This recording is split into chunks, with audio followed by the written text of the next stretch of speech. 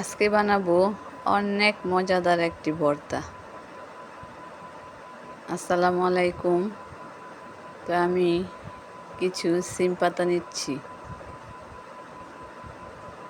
কচি কচি সিম পাতা কিছু তুলে নেব।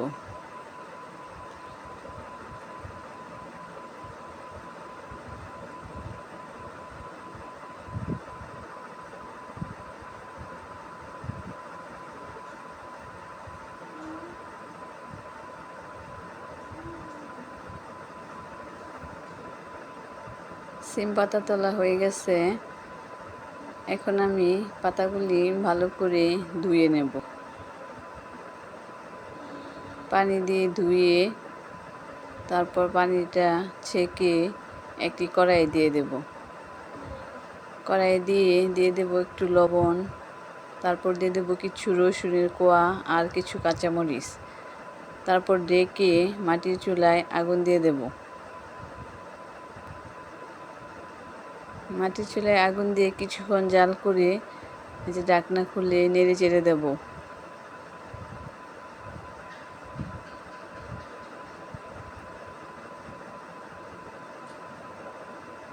এই যে সিদ্ধ হয়ে গেছে, এখন নামিয়ে ফেলবো। ঠান্ডা হলে তারপরে এগুলি থেকে পানি ছেঁকে নেব।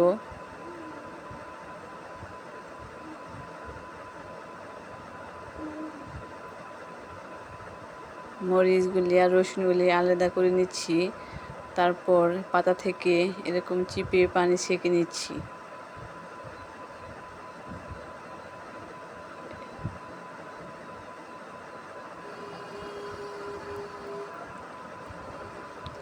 তারপরে ভর্তাটা আমি বানাবো শিলপাটায়।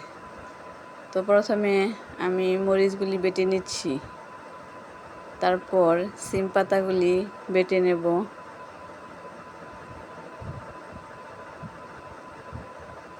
রসুনের কোয়া, তারপর পেঁয়াজ দিয়ে দেব,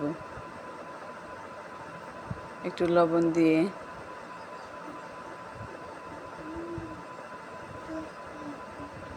তারপর ভালো করে মিশিয়ে দিয়ে দেব একটু সরিষার তেল। দেখেন কত সবুজ হয়েছে ভর্তাটা।